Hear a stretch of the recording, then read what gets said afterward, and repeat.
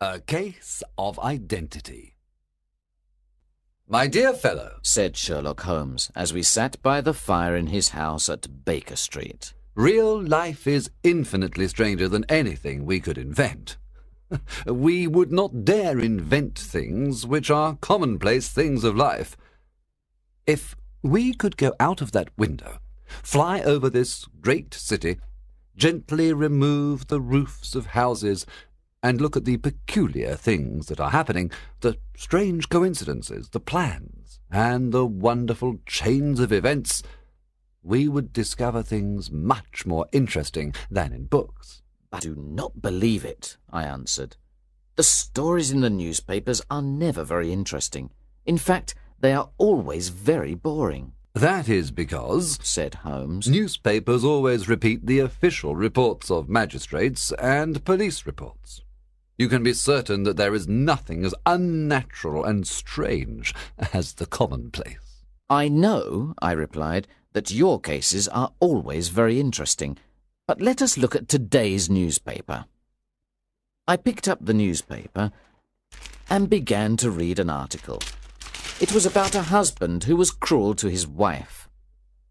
"I don't have to read the article," I said, "but I am sure that the man had a girlfriend, that he drank, and that he began to hit his wife. I am also sure that there was a sympathetic sister, or landlady." "You have chosen a bad example, Watson," said Holmes, "because I have worked on this case. The man, Mr. Dundas, did not have a girlfriend, and he did not drink, and he did not hit her. Instead, at the end of every meal, he took out his false teeth and threw them at his wife. You must admit that nobody could invent such a story." "Do you have any interesting cases now?" I asked. "Well, I am working on 10 or 12 cases, but none of them are interesting. They are important, you understand, without being interesting. I have found that unimportant matters are usually more interesting. If there is a big crime, the motive is generally obvious. So they are generally not very interesting. But I think I will have an interesting case in a few minutes." Holmes was standing at the window and looking down at the dull grey London streets. There was a woman standing in the street. She was moving her hands nervously. It was obvious that she could not make up her mind. Then suddenly she ran across the road and rang Holmes's doorbell. "I know those symptoms," said Holmes. "When a woman hesitates like that on the pavement, it means that she has a love problem. She wants help, but she thinks that her problem is too delicate to communicate. But when a woman does not hesitate and rings the doorbell hard, it means she was seriously wronged. In this case, this woman is confused and perplexed, and wants an explanation." As Holmes was speaking, the servant announced Miss Mary Sutherland. She was a large woman. She wore a hat with a red feather, a black jacket, a dark brown dress, and grey gloves. She also wore small, round gold earrings. When Holmes saw her, he said, "Isn't it difficult for you to type with such bad eyesight?" "I thought so at first," Miss Sutherland replied. "but now I can type without looking at the keys." Then she looked surprised and frightened when she understood that Holmes already knew so much about her. "How do you know that?" asked Miss Sutherland. "It is my business to know things," said Holmes, laughing. "If I could not see these things, why would people come to me? In any case, I can see the marks of the glasses on your nose." "I have come here," she said, "because I want to know where Mr. Hosmer Angel has gone." "Why did you come here in such a hurry?" asked Holmes. Once again, Miss Sutherland looked very surprised. Holmes then explained that her boots were not the same, and that they were not completely buttoned. "Yes, I did hurry out of the house because I was angry at Mr. Windybank, that is my father. He did not want to ask the police about Mr. Angel. He said that nothing bad had happened. This made me angry, so I came here to see you." "Your father?" said Holmes. "He must be your stepfather, because his surname is different from yours." "Yes, my stepfather. I call him father, even though that seems strange to me. You see, he is only 5 years older than me." "And is your mother alive?" asked Holmes. "Oh, yes, mother is alive and well," answered Miss Sutherland. "but I was not happy when she married Mr. Windybank so soon after father died. Also, Mr. Windybank is 15 years younger than mother. Father was a plumber and had a good business, and when he died, mother continued the business. But when she married Mr. Windybank, he made her sell it." "Do you live on the money from the business?" asked Holmes. "Oh, no," replied Miss Sutherland. "I inherited some money from my uncle. I cannot touch it, but with the interest I receive £100 a year." "That should be enough for you to live quite comfortably," said Holmes. "I give that money to mother, and I live on the money I make typing," she replied. "Now, can you tell us about Mr. Hosmer Angel?" asked Holmes. Miss Sutherland blushed deeply and said, "I met him at the plumber's ball. They used to send tickets to my father when he was alive, and after he died they sent them to my mother. But Mr. Windybank didn't want us to go. He said that my father's friends were not good enough for us. But the day of the ball, Mr. Windybank went to France on business, so mother and I went to the ball, and it was there I met Mr. Angel." "I suppose," said Holmes, "that Mr. Windybank was very angry with you when he discovered that you had gone to the ball." "No, not very," replied Miss Sutherland. "He said that it was impossible to stop a woman when she really wanted something." "And did you see Mr. Hosmer after the ball?" asked Holmes. "Yes, but he couldn't come to the house when father was there. Father didn't want anybody to come to the house. So Mr. Hosmer said, "We should wait until your father goes to France before we see each other. In the meantime, we can write to each other every day." "Were you engaged to the gentleman at this time?" asked Holmes. "Oh, yes, Mr. Holmes. We were engaged after the first walk that we took. Mr. Angel worked in an office in Leadenhall Street." "Which office?" "That's the worst part. I don't know." "Then where did you send your letters?" "To the Leadenhall Street post office, where he got them. He said to me, "The other workers in my office will make fun of me if they see my letters." I told him that I could type my letters like he did his, but he said, "A typed letter comes from an impersonal machine and not from you." This shows how fond he was of me, Mr. Holmes, and the nice little things he thought of." "It was most suggestive," said Holmes. "I have always said that the little things are infinitely the most important. Can you remember any other little things about Mr. Hosmer Angel?" "He was a very shy man, Mr. Holmes.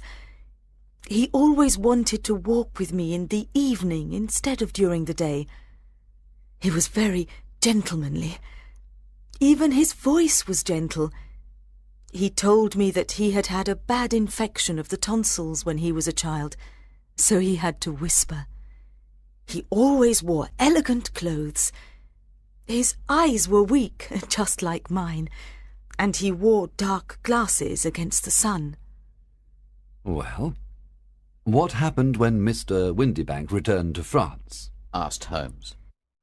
"Mr. Angel came to my house and said that we should get married before father returned. He was very serious and said, "Put your hand on the Bible and promise me that you will always love me." Mother agreed with him. Mother liked him from the beginning, and liked him even more than I did. When they started talking about our getting married within the week, I asked them if I should ask father first. They said no. I, however, did not want to do anything in secret, so I wrote to Father at his office in France. But the letter came back to me on the very day of the wedding. It missed him, then? Yes, sir. He had started back to England just before the letter arrived in France. Ha! Ha! That was unfortunate. Your wedding was planned, then, for the Friday of that week. Was it to be in church? Yes, sir, but very quietly. On the day of the wedding, Hosmer came in a hansom to take Mother and me to the church. But since there were two of us, Mother and I went in the hansom, and Hosmer took a cab. We got to the church first, and when the cab arrived, we waited for him to come out. But he never did. The cabman said that he could not understand what had happened to him. I think that you have been very badly treated, said Holmes. Oh, no, sir. Hosmer was too good and kind to leave so. Why, all morning before the wedding he said to me, "If anything happens to me, you must always love me. You must wait for me. I will return to you." I thought this very strange to say on the day of our wedding, but his disappearance explains everything. It certainly does, said Holmes. In your opinion, did he know that he was in danger? Yes, I think so. But do you know what the danger was? No, I don't. One more question. How did your mother react? She was angry and told me that I should never speak about him again. And your father? Did you tell him? Yes.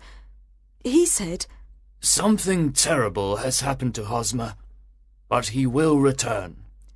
I agree with my father. Why would Hosmer leave me? After all, there was no money involved.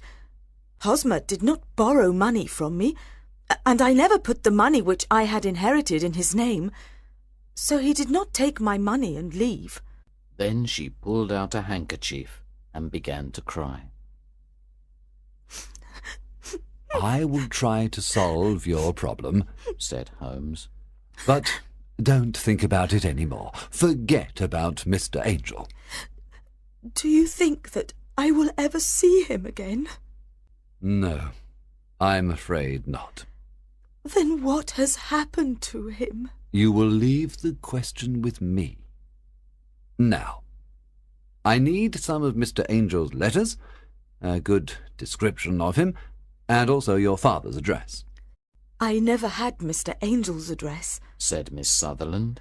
But here is Mr. Windybank's address. He works for a wine importer.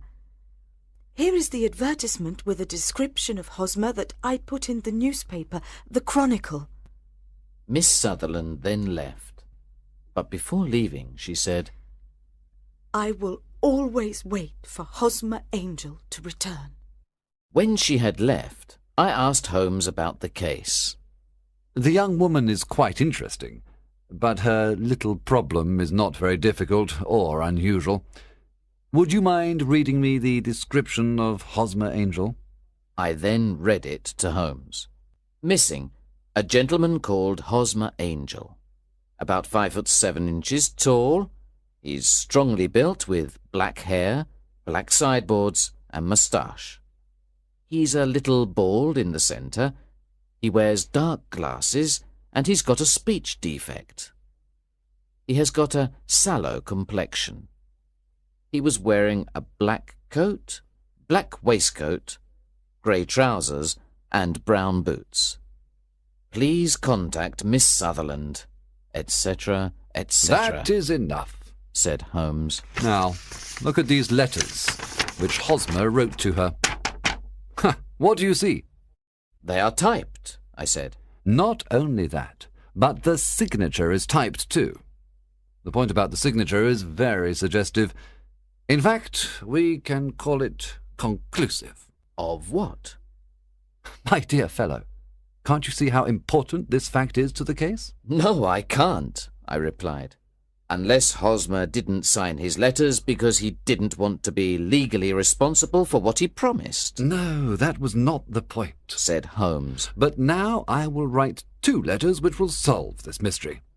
One of the letters is to Mr. Windybank's firm in the city, and the other one will be to Mr. Windybank himself, to ask him to come here to meet us tomorrow evening at 6 o'clock.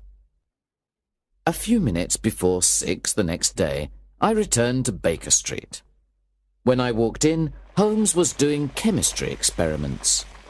"Well, have you solved it?" I said as I walked into the room. Yes, it was the bisulfate of baryta. "No! Miss Sutherland's mystery!" I cried. That?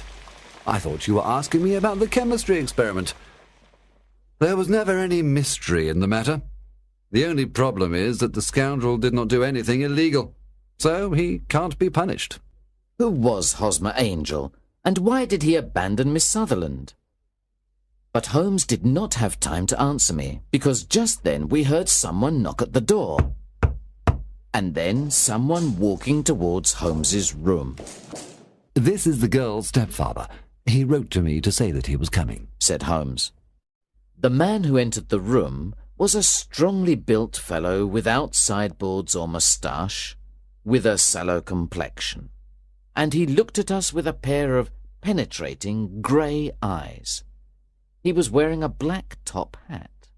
"Good evening, Mr. James Windybank," said Holmes. "I believe this is the typed letter that you wrote to me to say that you were coming here." Yes, sir. I am sorry that Miss Sutherland has troubled you about this little problem. Also, I don't like other people knowing about our family misfortune. Anyway, I don't think that you will ever find this Hosmer Angel." "On the contrary," said Holmes quietly, "I am almost certain that I will find him." Mr. Windybank started violently and dropped his gloves. "I am happy to hear that," he said. "It is a curious thing," remarked Holmes, "that a typewriter is just as distinctive as a man's handwriting. For example, in this letter of yours, I can see that this part of the R has a slight defect. There are also 14 other characteristics of your typewriter." "We write all the letters in the office with this typewriter," said Mr. Windybank. "And now," continued Holmes, "I will show you what is really very interesting. In fact, I am thinking about writing a book on the typewriter and its relation to crime." Mr. Windybank jumped out of his chair and picked up his hat. "I cannot waste time over this ridiculous talk. If you can catch the man, catch him, and let me know when you have caught him." "Certainly," said Holmes, walking over to the door and locking it. "I let you know that I have caught him."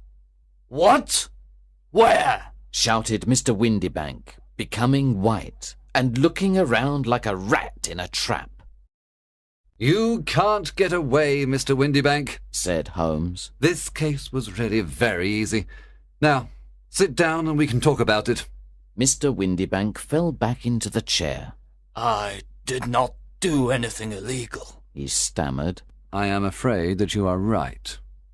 But, Mr. Windybank, it was a cruel, selfish, and heartless trick. Now, let us look at what happened," said Holmes. Then Holmes sat down and began to talk. "Man marries a woman older than himself for her money. He can also use the money of the daughter as long as the daughter lives with him and the mother. The daughter has a lot of money, so it is important not to lose it. But the daughter is friendly and affectionate, so it is clear that she will soon find a husband. At first, this man tells the daughter that she cannot go out, but this will not solve the problem forever. Then one day the daughter says that she wants to go to a ball.